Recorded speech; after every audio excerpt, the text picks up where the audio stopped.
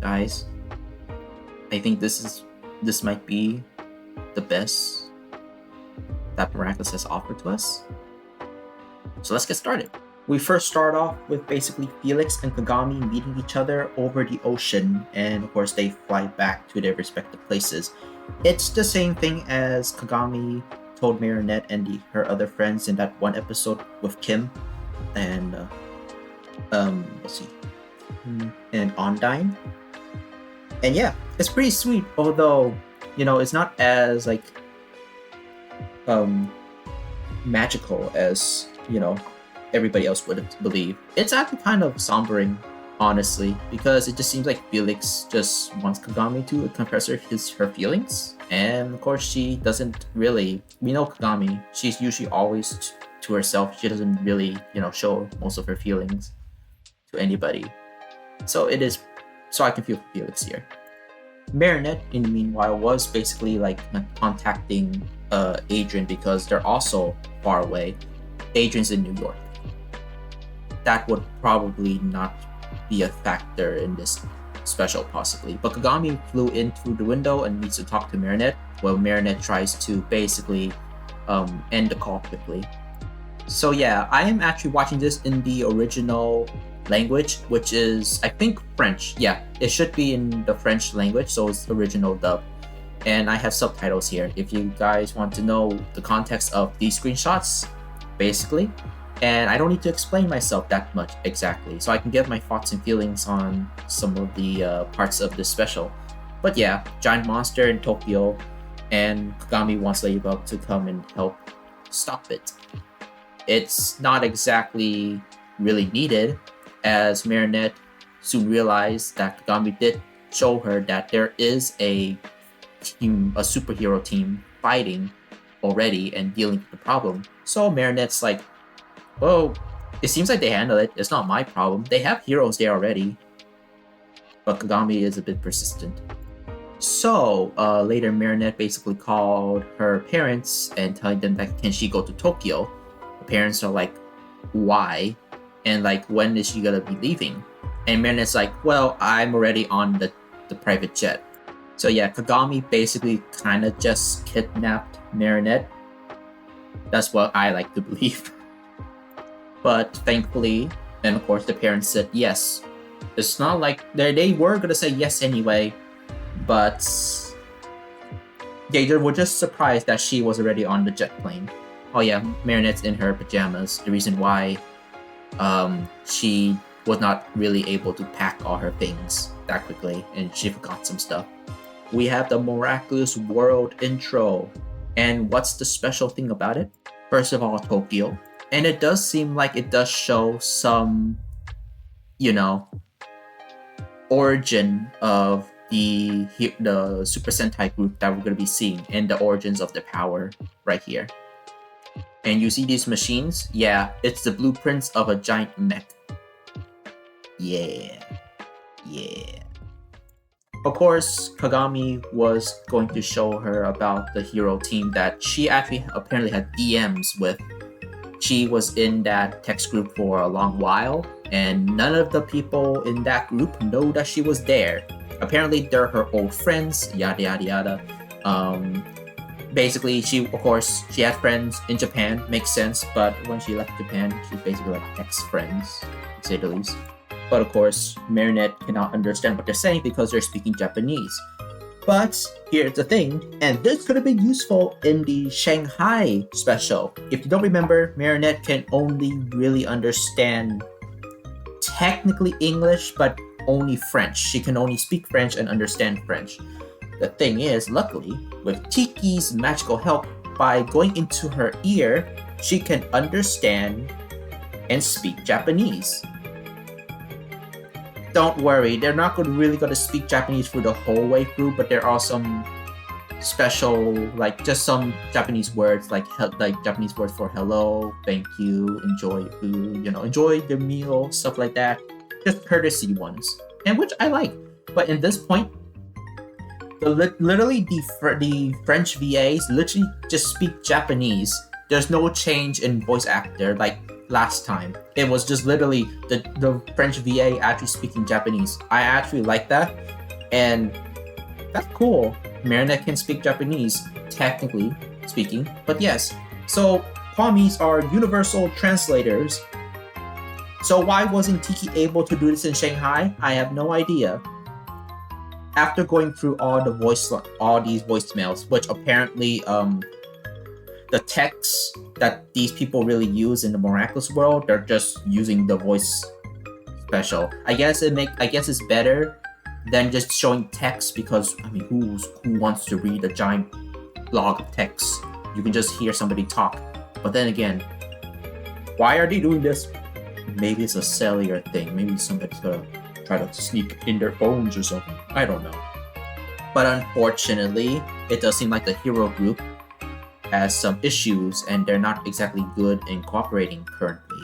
Marinette's like, if they're relatively new, they could just, learn it on their own, but Kagami's a bit persistent. Marinette kind of got an idea that something more is actually happening here. We'll get to that more later.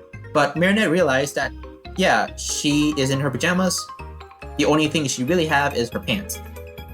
And she asked Kagami if she can get some clothes. Kagami does show her, rather like mostly her clothes. So she make her own, which she used the sewing machine that's on the private jet.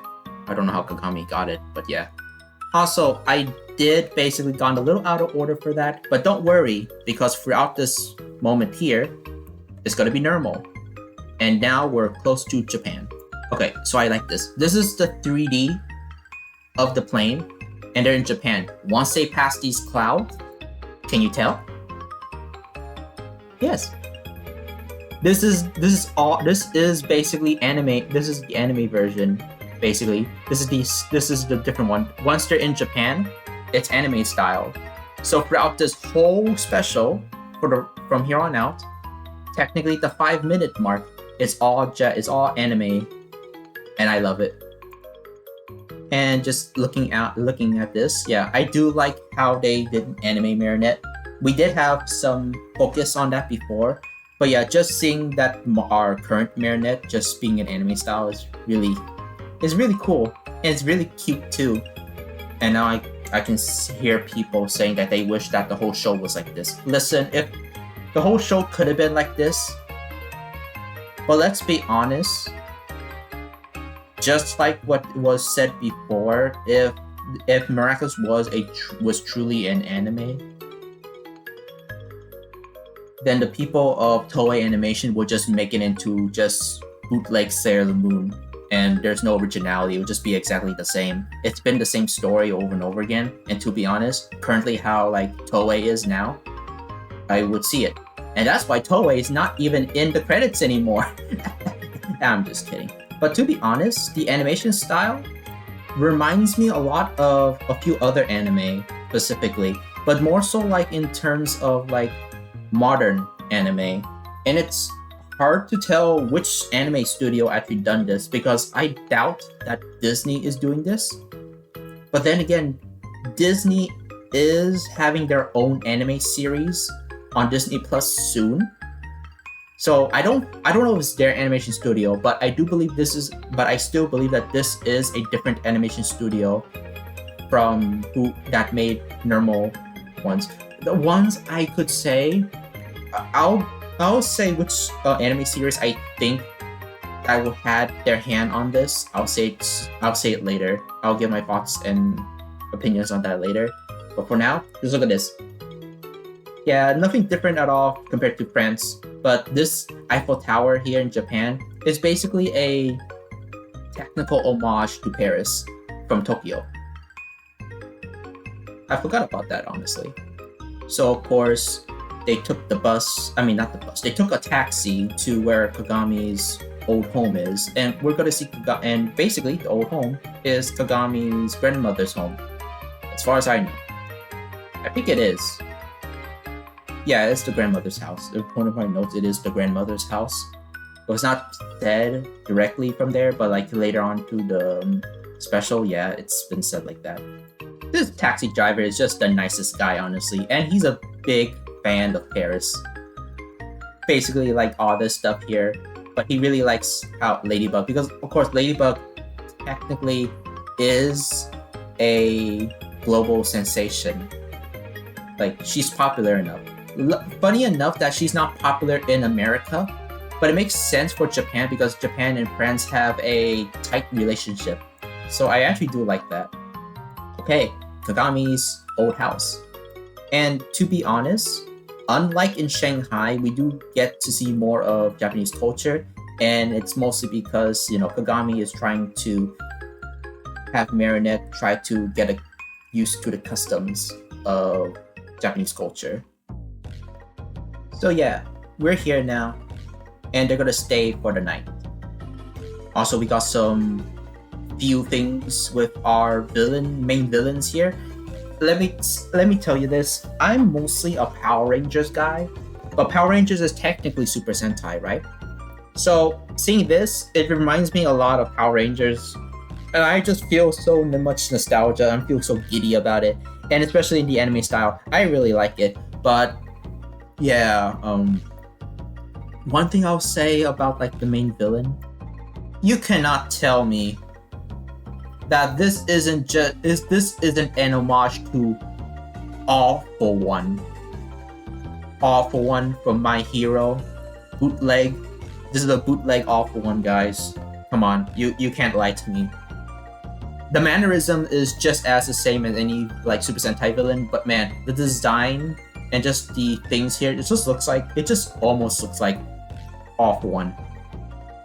It's just so funny. It's so funny. Of course, we're here basically with the eating scene. So here's the thing. The one thing I do like is the animation scenes, but there's a lot of anime tropes that are here. And first is the one trope, the characters eating a Japanese meal.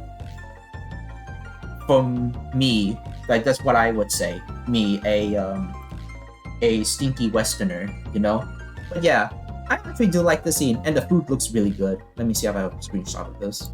It's not too super detailed like some anime would do, but I really like it. It looks good too, and Marinette really likes it too. And of course, we do learn some more lore about Kagami and her past life here, not to mention her small traditions, and of course, just Japanese culture in general, like how yokai is just like it's like parts of legends that they say here too. And yeah, and it's just like telling a story of a specific yokai. And Marinette is really into the story as well, as you can see her face. I really do like the expressions they give for Marinette. It's just so funny, but so cute at the same time. It's just something that most anime with these reactions can do, and it's like, yeah, they nailed the part of it. I would assume they did. I'm also assuming that this might be not a traditional animation studio, but I'm just saying as it is. I don't know. I really like it. What can I say? I'm a big anime guy, so yeah. Also, there is a festival going on soon. It's the same. If you guys watched My Hero, it's the kind of same festival where not the fighting one, the one where basically it's like a carnival. People have their booths and hand out some food, accessories, all that stuff. It's basically that, and they're gonna get ready for it in a few days. Reading this here, if you can tell, yeah.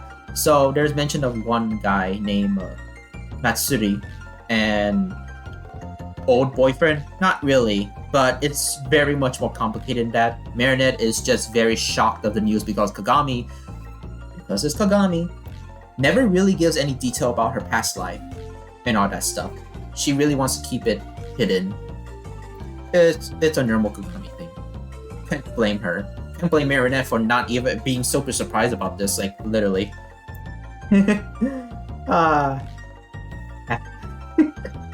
Fatty, affectionately. But I really do like how they just did this trope. A person who likes the food but eats too much. Typical anime trope. It's cute, especially just chibi. I feel like this is a reference. I feel like this whole thing is a reference to a certain anime. Because I can recognize the face shape and the body shape as well. I just don't know what. Fatty. So basically later after eating, Marinette Kagami says they're gonna take a bath together. And no, it's not weird. Traditional Japanese culture, people, usually for baths, people of the same gender would usually take a bath together, and if it's a family, the whole family takes a bath together. It's a Japanese tradition. It's more so for bonding rather than actually helping each other take a bath. So yeah, we'll have a bath scene soon, you freaks. But Marinette, while she goes outside, she got jump scared by a old lady. Yep, yep. Yeah, kind of like semi super detailed. They didn't go too all out on this, but super semi detailed. Usually a trope for anime, honestly. And yeah, Marinette got scared so bad. I just love. It's funny how like usually always in 2D animation you can make their faces so super realistic, which is something I actually really do appreciate. Which is something that I would say that most 3D animation is technically lacking for the most part. I still like the 3D animation that Miraculous has, of course, but I would technically like to prefer the 2D art style if we can get things like these. Another one. I feel like this is a reference. I don't know. This is like another nod to a different anime. I cannot tell. Yeah, bath scene time. So Marinette did came in, and she didn't. Kagami's like, is it like this person? Is like, yeah, that's my grandmother's partner. We don't know if the grandma is gay or just a business partner, because to be honest, it does seem like this place might be a business because of that big sign, but I don't know. I would assume business partners. So Marinette did actually try to ask more to Kagami to open up a bit more. Kagami said no. She did say that, well, you did say that us taking a bath means we can, share stuff from each other and all that stuff, right? So yeah, Kagami basically told her story, and we get a flashback. So yeah, Kagami's home in Japan, original home, is just this. It's the giant tower. It's super traditional too. I don't know why, but it's very cool. Very cool. So this is her mother. Let me see if I get another screenshot here. So Kagami is turning 14, which means that it's technically time for Kagami to basically get something that she wants for the birthday. She told her mother that she wants to go to school. She said no. And of course, Kagami's like, I will not choose anything else. So the mother basically made a deal. If she can make the ring not touch the ground, she'll let her go to school. In which Kagami shows her cool skills. And the animation here is just super fluid.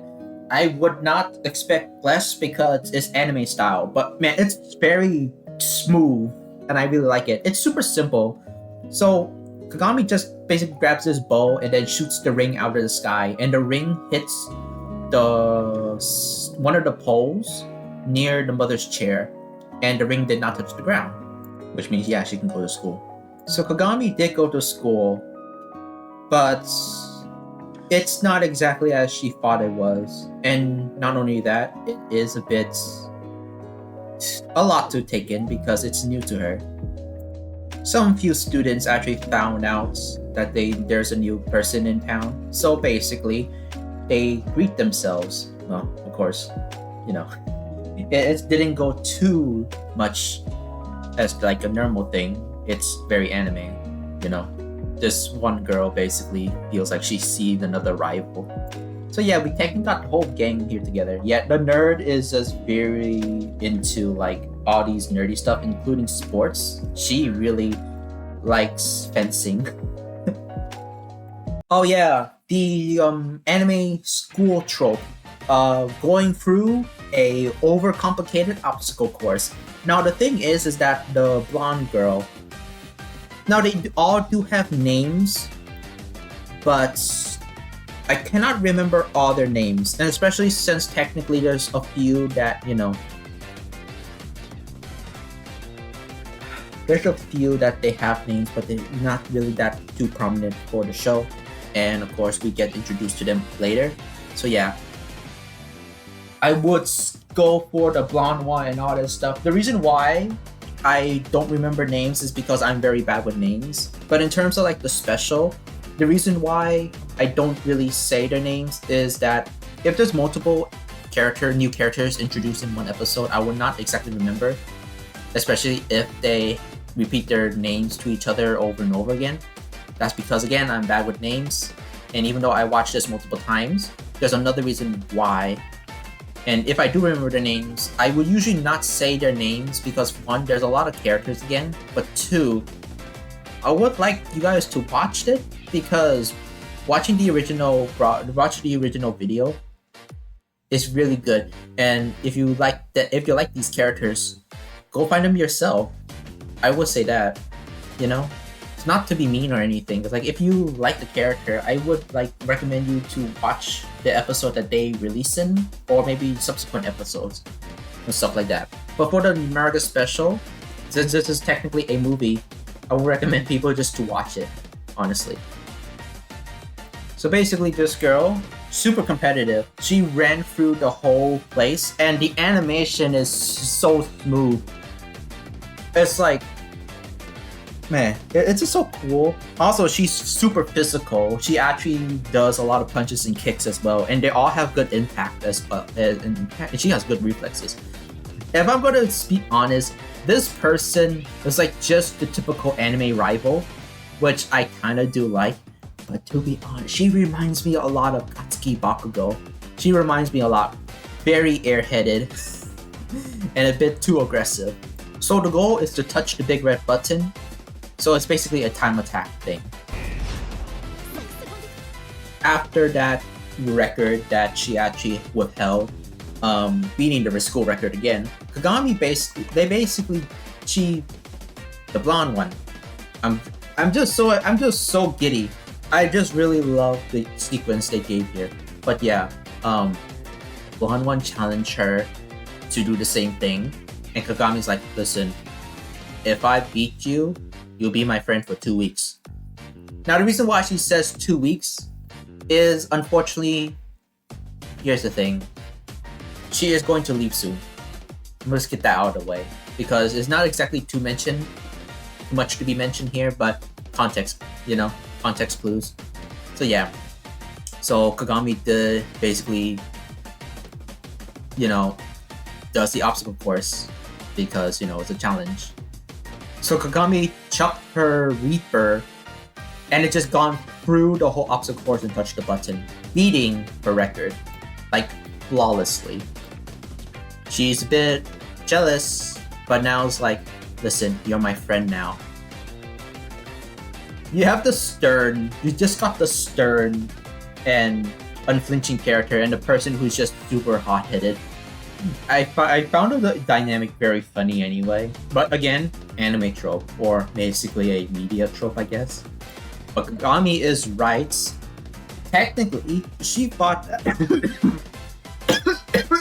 Technically speaking, Kagami did do exactly what she said, but she thought that Kagami would actually go through the whole obstacle, but Kagami's like, well, you didn't specify. So this guy tries to defuse the situation. He did trip. He grabbed onto the girl's shoulders, but then he kind of just like flung them away, anime style, very super saturated, by accident, of course.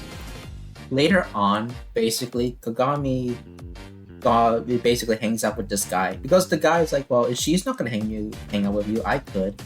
And Kagami's like, is there anything you want me to do? And he's like, if you want to. And that's it. So basically, yeah, these two basically bond over Dance Dance Revolution. And I think it's cute. And the animation for this is, again, super smooth and very, very good. I feel like I'm gushing about the animation at this point, but the storytelling is also pretty good as well. It's pretty standard and average, but to be honest, with the animation, it just fits very good. And this is basically where Kagami says that she does grow to have feelings for this guy because he was basically the one who took a chance on her, But then we get to the love thing. Apparently, this guy actually likes the blonde one, and yeah, Kagami can sense it too. It's just unfortunately, and typical anime trope, the guy or the girl cannot really tell each other their true feelings because dramatic tension. Now, to be honest, this is true in real life as well. But anime has a very big trope about this, and Jesus Christ, it's just very hard. And to be honest, Miraculous is not out of the woods because Miraculous had done this before. It's just very hard to do. Luckily, we're past that phase with Miraculous, but it's funny to see this again, and it's a typical anime trope. I feel like I'm not too disappointed just because it's anime style. I think there's some bias there. But yeah, Marinette was going to pry a bit deeper, just asking if she still has feelings for this guy. Kagami is being stubborn, saying no, but Kagami see across the distance and there's a giant kaiju. Now technically, kaiju just mean kaiju. So the thing is, a lot of people right now think that kaijus are just big monsters. Big monster. It just means it's yes, that's true, but the term monster usually is like implied to most of us common folk about like giant creatures, lizards, monkeys. But no, that also counts to sometimes maybe robots. Basically, just giant enemy. At that point, it's called giant enemy. Now we could just call these giant enemies, of course, but kaiju is just another term that you can toss out there. And I think it's fine. So this giant kaiju basically is terrorizing the city, and Ladybug and Kagami basically transform, and they basically go and try to help out. But there is already a Super Sentai team helping already. And to be honest, for some of these characters in their their Sentai forms, of course, it's kind of almost very obvious to tell who's who. But some of these characters you don't really know, so color coordination is also one thing.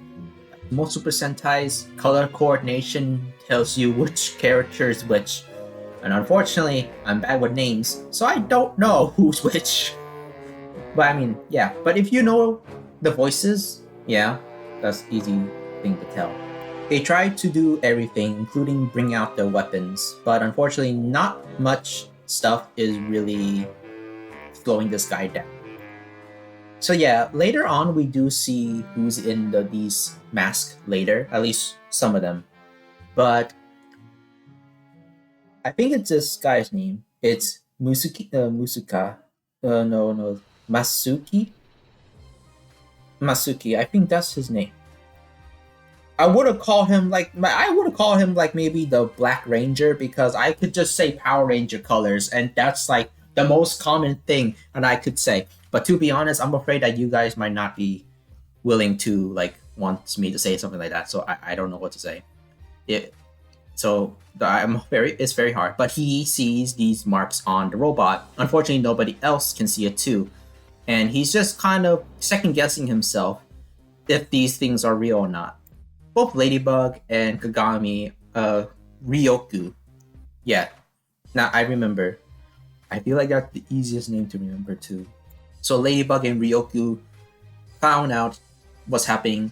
While Ladybug doesn't want to help because she does think that the superhero team can, get it. And if not, superheroes should be able to learn on the fly. So hopefully they can figure this out soon. But of course, Ryoku, she's a bit worried about these guys, so she actually comes down to help. Let's just say it didn't exactly go well with one of them. After beating up the robot a few times, the robot wasn't exactly able to stay down, so it got back up again, and the fight continues. The animation this whole time is just super good, honestly, and there's a lot of Super Sentai references here and there. I really like it. Ladybug does use Lucky Charm, but this is a picture of the Eiffel Tower. She thinks that the Miraculous is telling them to go back to Paris, but Ryoku continues fighting. Meanwhile, Ladybug is now just staying on top of a building just to observe the scene to see if she needs to intervene or not, since because Ryoku is already in there intervening herself. With nothing else to do, the 4 members of the Super Sentai team basically makes this giant rail cannon and starts to shoot at the Kaiju. This is definitely a reference to something else, and the only time I saw a gun like this is from Fate Grand Order, specifically with one of the servants that I really like. So yeah, kind of funny how things turn around here. So they're gonna fire this giant ass cannon, and to be honest, it looks super cool. It's really cool. But then the thing is that Ladybug finds out that it's technically a variant of a Kumatai's villain. Not exactly the same, because it's not magic based. But when Ladybug saw the thing that's just not like the rest of the creature, she told them to stop. However, remembering that it's the same guy, so the Miraculous is telling her that this is the guy who's trapped and turned into a giant. Attack on Titan reference, anybody? She told Ryoku to tell them not to shoot. Unfortunately, they shoot straight through. Man, look, man. Oh my god. I just these are just so cool. But to be honest, this is like what the fuck. It's like a what the fuck moment, because they told you to stop, but then you kept they just fire. Yeah.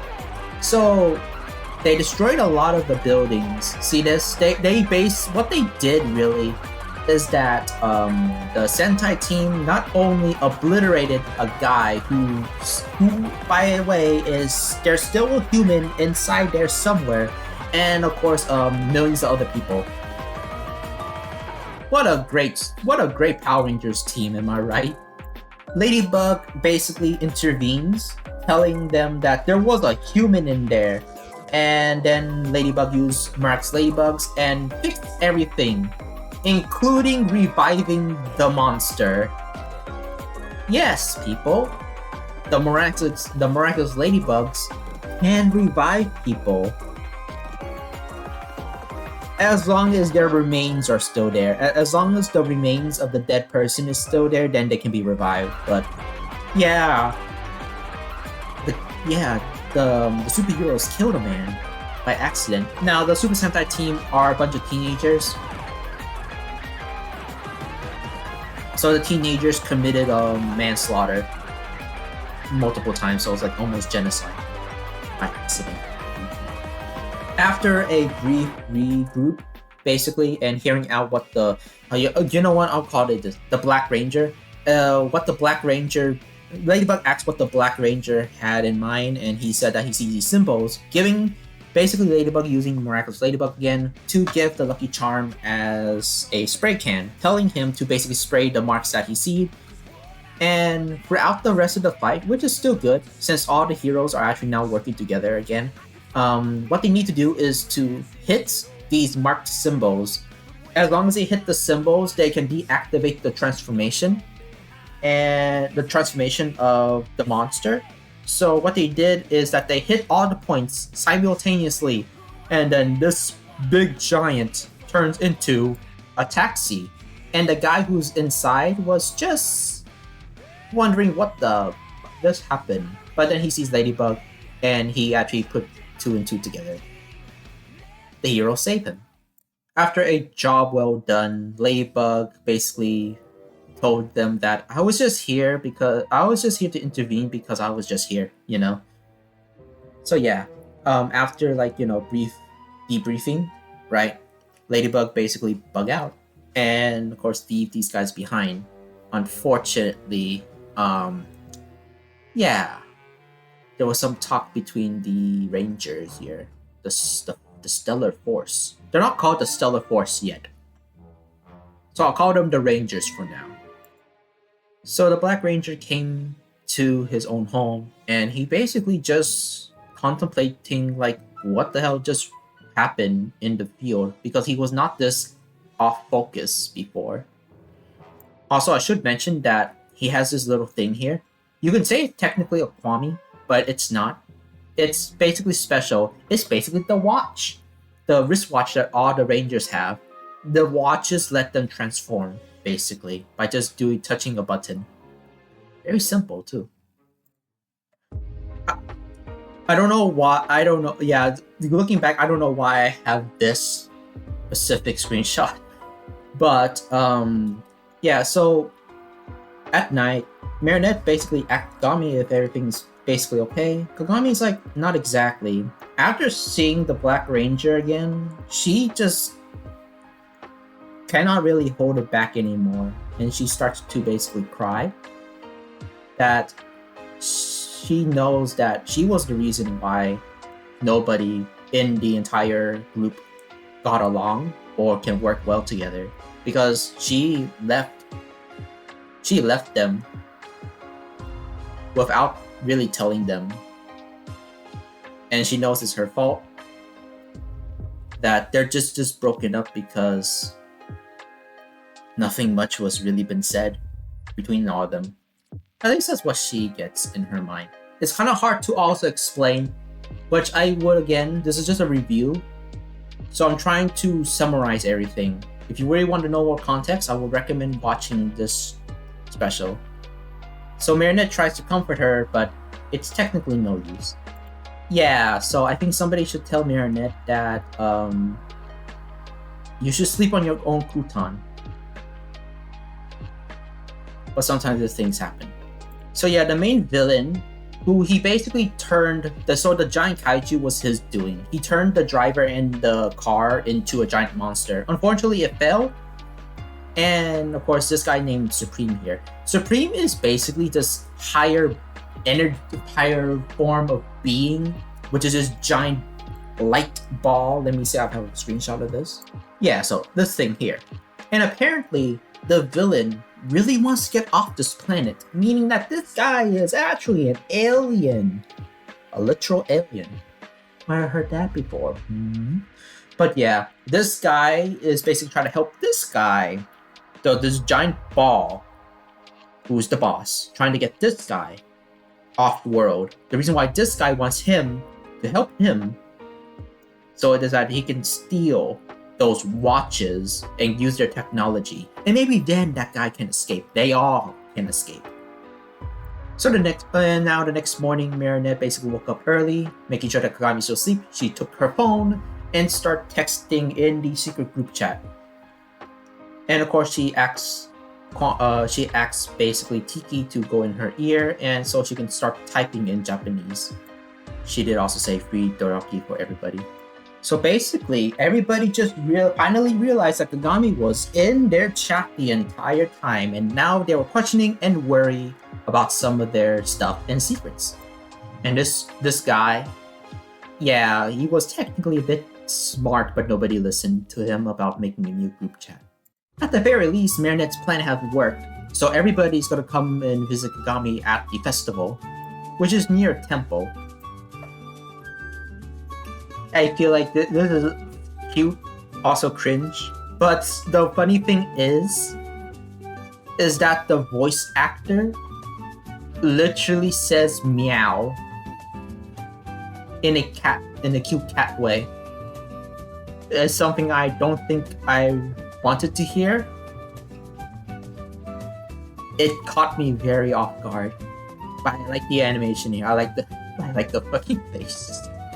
So everybody, this is the whole squad basically here, and they here to visit Kagami. Kagami is very surprised as to why are they all here. Yeah, and they all have questions for Kagami, of course, but some of them are just really glad to actually see her, at the very least. Yeah, this person is not the most talkative. Never actually really talked throughout the rest of this show, of course. I mean, this special, but she's a hugger. Yeah, Kagami knows that this is Marinette's plan the entire time. And I really like Marinette. No, every single Marinette reaction is just so cute. I like it. Marinette did ask if, Masuki was there. Masuka? Masuka. I think it's actually Masuka. I said the name before, and that's related to that. That's one thing I know. Now I forgot how to say it. I told you I was bad with names. Meanwhile, somewhere in the ocean, the guy basically turned some of the people, the boat, and the whole supply of fish and crabs into monsters. I think you know where this is going. So, both of these two are gonna try to visit Masuka, and of course, Meredith asks about what she heard from Kagami. So the blonde one, I'll call her Yellow Ranger once she transforms, of course. I forgot her name, and apparently I don't really have any screenshots that show that her name, which is unfortunate. But she did say that she does have technical, feelings for him. And Marinette's like, so are you two together? No. Why? And she says that she wants him to say it to her. She wants him to confess his feelings for her. After describing him a bit more, you can tell that she actually really likes him. But the other reason why, besides wanting him to confess his feelings to her, because she's ready for that, the only other thing, and the reason why she has so much of a big rival with Kagami, is because he knows that he likes Kagami as well.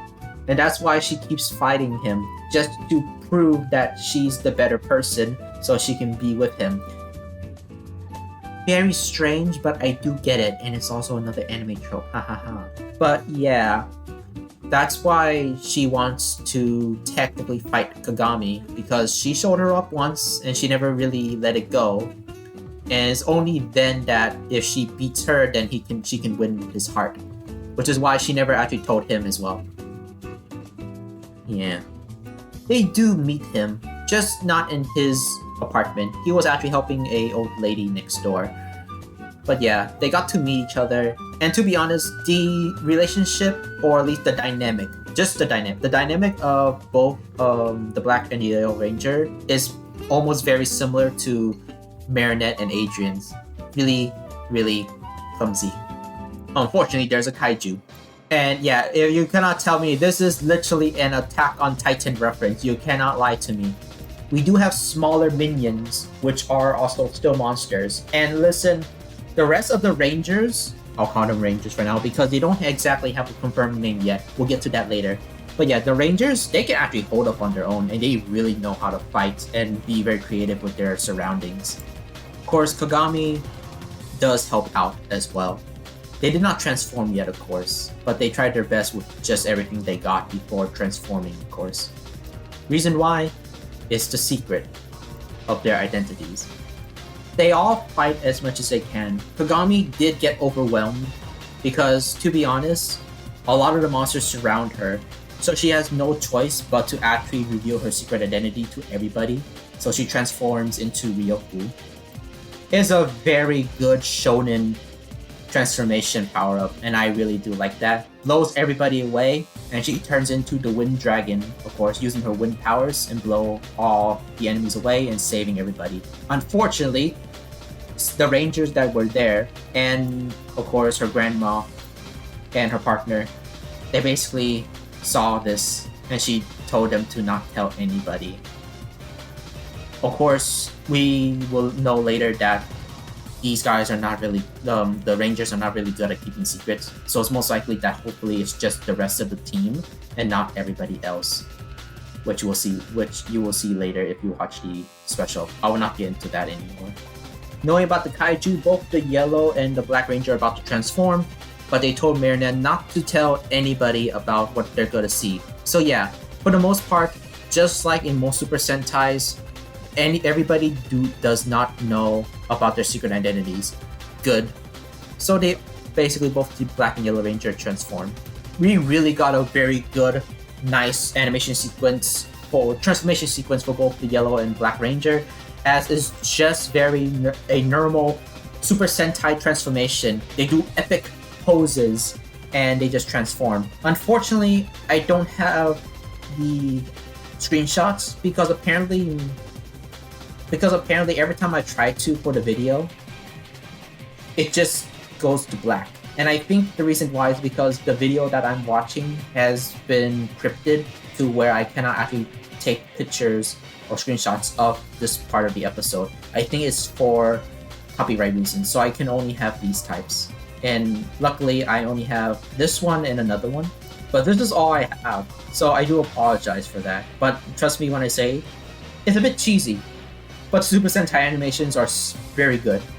After all of that, Tiki asks Marinette, once they left, he's like, so aren't you going to help? Marinette's like, well, not exactly. I do actually have to help Kagami reconcile her feelings with the rest of the team before we can actually attack. Because the thing is that even if she did help, it would just be exactly the same as with the first kaiju that Ladybug fought, which is earlier in the special.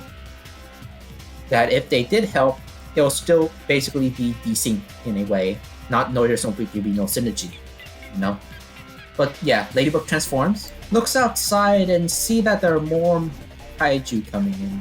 The animation for Lucky Charm is so good, and it technically reminds me, at least for modern Sailor Moon. Hey, Kamen Rider? Kamen Rider? Oh my fucking god! Oh hey, it's the bike! The bike from season 4! Reference! Double reference. And she does like it. You can't tell me that this actually goes hard. You can tell that at around this point, 3D is being done here. And if it's 3D or not, I feel like it's 3D. But this is done so well. There's just so much detail for this.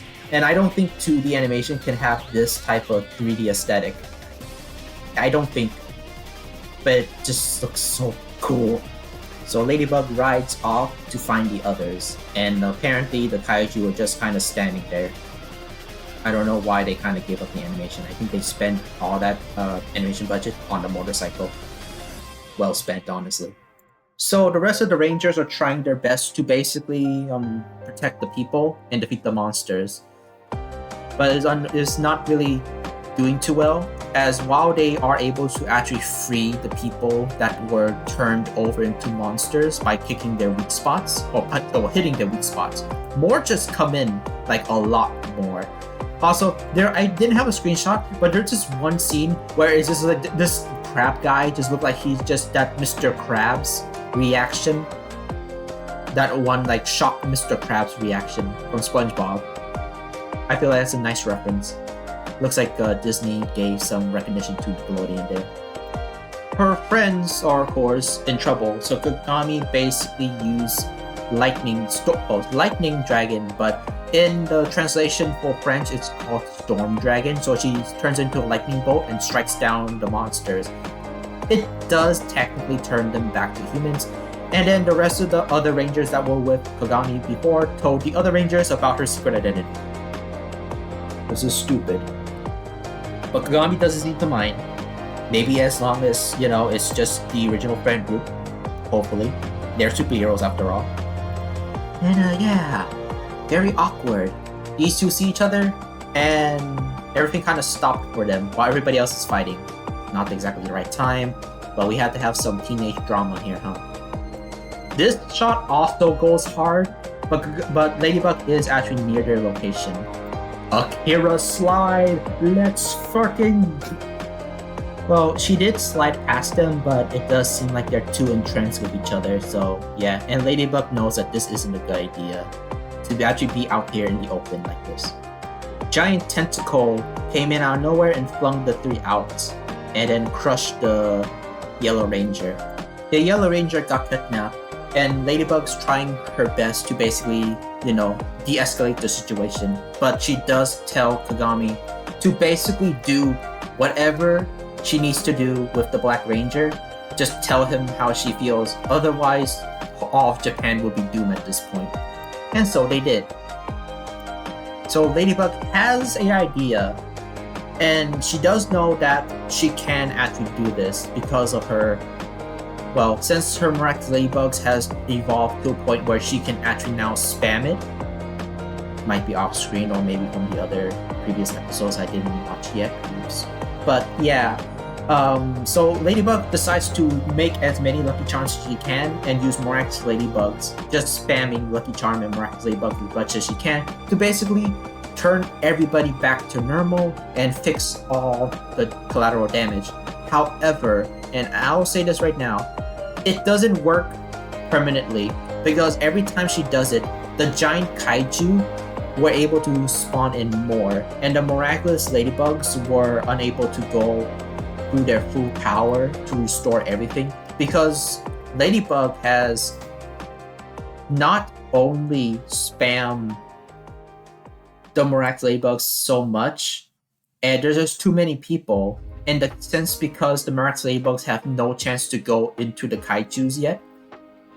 Yeah, Ladybug's actually running out of stamina to actually keep up and keep using Miraculous Ladybugs. It's to a point where, here's the thing, the Miraculous Ladybugs, as much as they are fast and powerful and can turn anything back to normal, they're not exactly fast enough.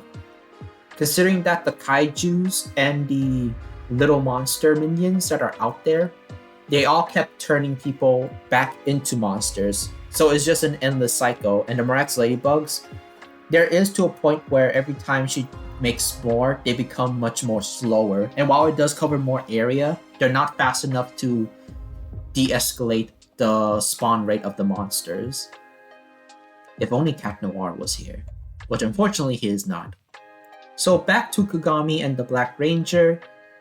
She actually finally gave a letter to him. Now the letter we see now, I don't have any screenshots beforehand, but the letter that she actually gave him is the same letter that, Ladybug or Marinette actually saw in the plane. It was crumpled up. And this is actually a letter that actually confessed her feelings and the reason why she cannot stay anymore and yada yada yada. She was going to give him earlier, but she was too scared to actually give him originally. And all can be explained in this technically kind of depressing flashback. I really do like listen, this is the reason why I like the anime style. It's just so good, and it's very good to set the mood onto things. But yeah, the Black Ranger was just based Masuka was basically questioning why Kagami basically is not dancing like she would before. Kagami did try to say stuff, but kind of fails because, she doesn't know how to express her emotions. Makes sense because this is before she had a chance to open up. And even then she has a hard time to open up even to Felix a little bit, so yeah. With this misunderstanding, like most anime tropes, his heart broke. I don't have... maybe I have a screenshot. Yeah, comedic timing on a very emotional scene. Because the game says game over, just like his heart broke. My god. It's funny, but it's technically it does ruin the moment a bit. But that's just a nitpick for me. Yeah, Marinette got tired, and the kaiju, while they're not exactly spawning in more of the mini monsters anymore, they all realize who was basically getting rid of all their minions, and now they all are going to target Ladybug. The Rangers do appear, and they believe that they can actually do something about this, but they need the whole team to basically do a choreographic pose dance. So yeah, so what they're gonna do is they need the whole squad to basically do the Super Sentai poses together in sync to summon a very powerful weapon. But luckily, the Black Ranger gained some confidence. And of course, that did actually bring everybody else to have confidence as well. So, with that new determination, they basically call out the rest of the Rangers, and they're all doing their dynamic poses. And what they create? Well, no, it's not a sky beam, but it's super awesome. They make a fucking giant-ass Gundam, baby! Yeah, I know, it's not exactly a Gundam, but it's just a regular Super Sentai robot. For the most part, I think this is Voltron. I think this is a Voltron reference. But I like to say Gundam reference, honestly, because, I mean, the design, you can't deny, it's very Gundam-like. Just less blocky. I guess it is technically Voltron, huh? But yeah, I just love giant fucking. So yeah, it's technically the same, but it does have that Pacific Rim type stuff, honestly. Which is fun, which is nice. So, the mech is controlled by their physical bodies, and they have to be in sync in order to actually make the parts move. So basically, it's like Pacific Rim. So yeah, the Yellow Ranger's name is Leo. I had a feeling, but that's not exactly her real name, huh? But I'll just call them Yellow. I'll call them by the Ranger colors, of course, just to make things more simplistic. So Yellow Ranger basically kind of like tease and maybe challenge Ladybug to actually see if she can actually create a mech like theirs. Ladybug accepts the challenge and she used Lucky Charm. And yes, the Lucky Charm can create a superpowered robo-mech. Unfortunately, unlike the Voltron mech, Ladybug's mech has no sustainable power, unfortunately. She calls Ryoku to help, and Ryoku basically turns into Storm Dragon and powers up the mech by herself. That's a lot of energy. And Marinette basically starts piloting the mech on her own. Now, this also could just be one giant reference, but the thing is that while the Rangers are basically like Super Sentai-esque in their reference, and since their mech is technically Gundam-ish, but it's more like Voltron or Pacific Rim, Ladybug's mech is exactly what I said before. Ladybug's mech, and later we'll see the inside, is literally just a Gundam mech or a Evangelion mech. Is one of those two. And if I really want to say, I do think that Ladybug's mech is a reference to Evangelion. It's nice to see some Evangelion references here. Yeah, we see the inside, and as you can see here, it's technically like it, but I would like to say that this might be more Gundam than Evangelion. So she's piloting a freaking Gundam. Man, we really are Man, this shot just reminds me a lot of Godzilla x Kong, the more recent Godzilla movie with Kong in it. It just reminds me of this. Just the layout. It's so the mechs just duking out with these kaijus is just so fucking awesome, you know. And while I cannot show the action scene, unfortunately, this fight scene is just the best. The mechs, at least for the Voltron mech, it's technically a hybrid 3D render, while for Ladybug's mech, it's basically in the same animation style as Evangelion. So technically, 3 types of art style. Also, the kaijus in the battle, they're more reminiscent of Attack on Titan. So 3 types of animation styles are actually in play. Series. And it's series styles, I guess. But man, it's just so fucking cool. The choreograph is on point, and these two are literally just in sync. Unfortunately, I think I have a screenshot here. Unfortunately, I don't have one. But I do like this screen. I do like this shot, honestly. But I think I have a different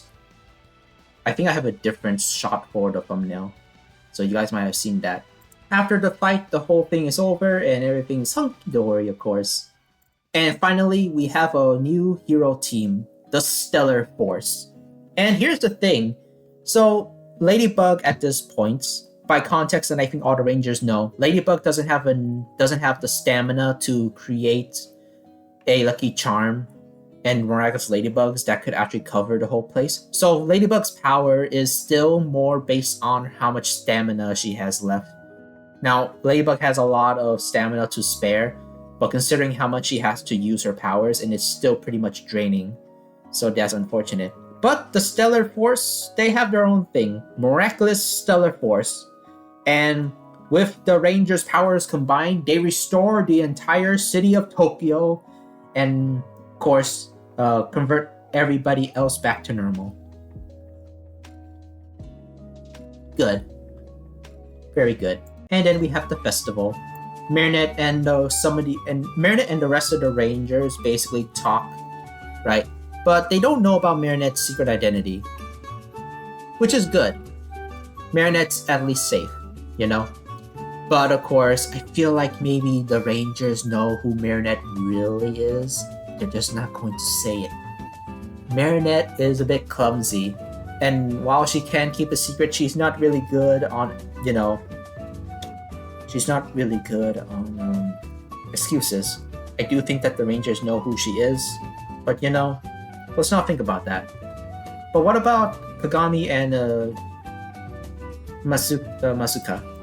Kagami and Masuka do know each other's feelings towards each other, and while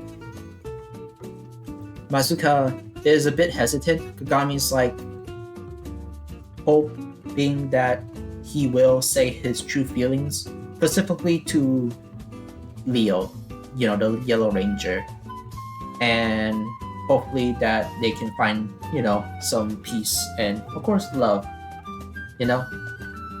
Of course, she offers to dance with him one more time before they leave. Marinette is awestruck with the fireworks. I just really like these faces. Here's the thing. We're back to 3D animation. Once the sky transitions back to Paris's region, we've gone back to the 3D style of Disney. See? So Kagami is much more confident, and she is much more prone to basically share her feelings now. Hopefully this transitions to the rest of season 6. And yeah, this is Kagami's new hairstyle. I like it.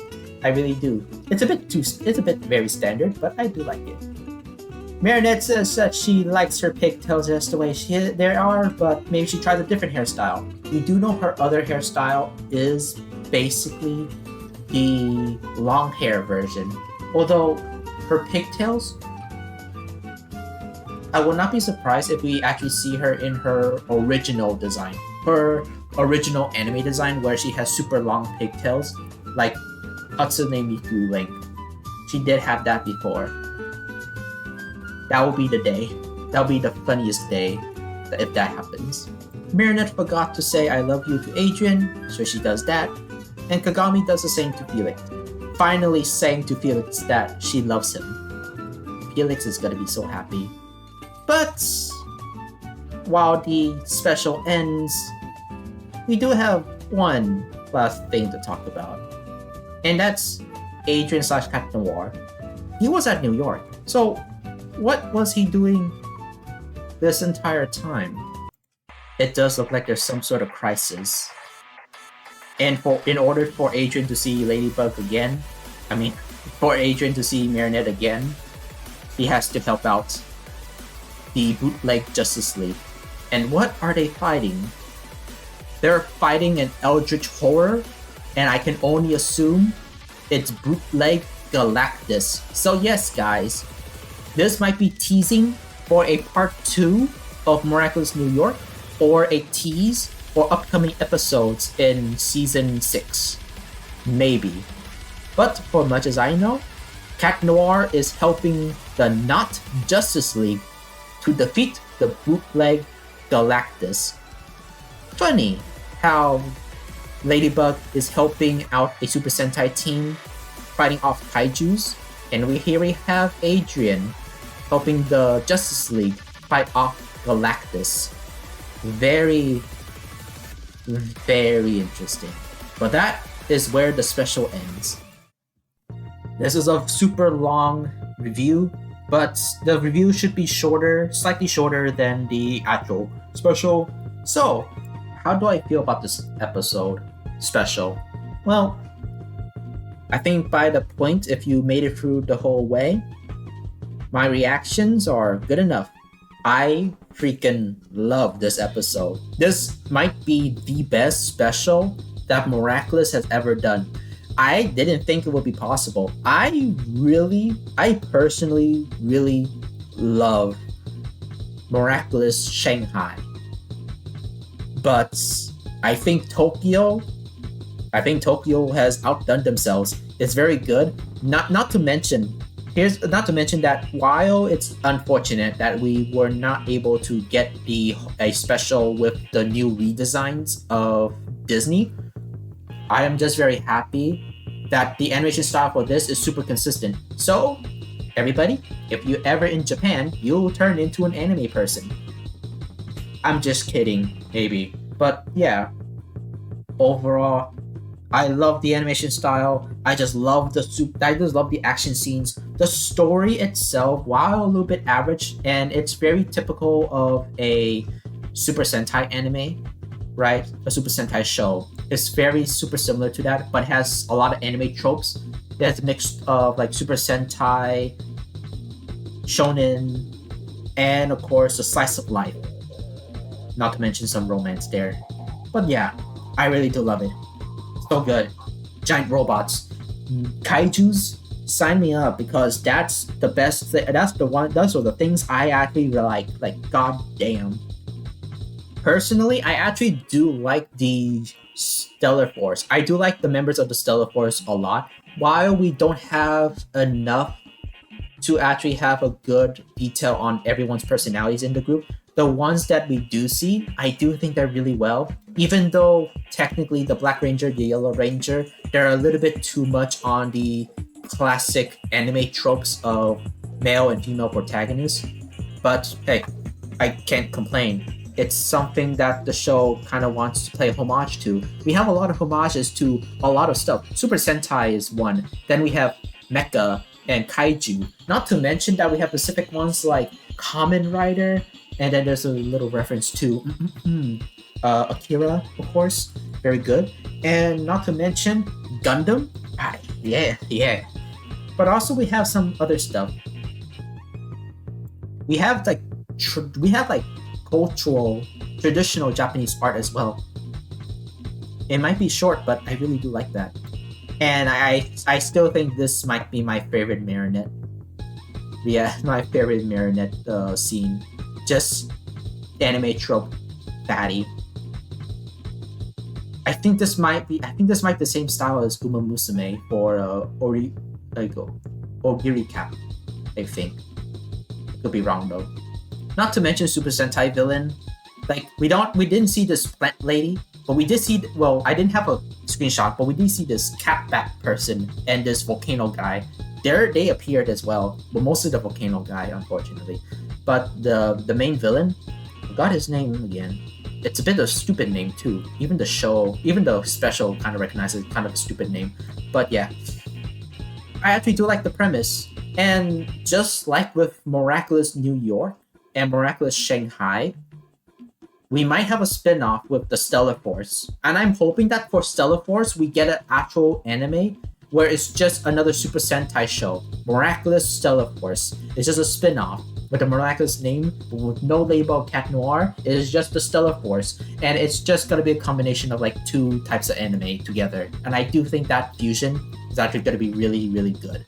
And I hope that's a thing, because I will pay money to see that. Overall, what's my rating for this? Well, I think the highest that I ever give a Miraculous World episode is basically a 9 out of 10. I would give this a 9.5. It's almost perfect. The only downside is Kagami. And the only thing. The reason why it's 9.5 because of one thing for Kagami. Remember that Kagami and Felix are a couple? A confirmed couple. Like literally 100% confirmed. They kissed before. All that stuff. And there are confirmed boyfriend-girlfriend. But you have this guy who has a crush on Kagami. And Kagami did not bother to tell him that she already has a boyfriend. Maybe it's a good thing so we don't have more drama, but that is one plot point that was never addressed. But that's about it. 9.5 out of 10. The best Miraculous World episode. And only has one major plot hole. The references to a lot of anime and Super Sentai, the mechs, the Kaiju. Yeah. Other than that, my name's Sampo, and we'll go back to regular season 6. I will really miss this animation style and everything. But you know what? It's really good. Now, you might be also asking, did Disney write all of this? No. Disney, compared to the rest of season 6 where Disney was the main writing force, basically like 90% of all the writing in season 6 was Disney, this wasn't fully Disney. Thomas came back to direct and write for this special as well. And while Disney did have a hand on the past few ones, Disney was more involved, but it's also split. Because if I remember correctly in the credits, there was a specific anime studio for their writing who also took a hand on this. And the guy was known to basically write superhero and Super Sentai for anime. I don't remember who it is, but I saw the name and I typed in the name, I saw that. But unfortunately, I watched this episode a few hours ago, so my memory for it is a bit off. Also, Kagami's life is basically like Adrian's.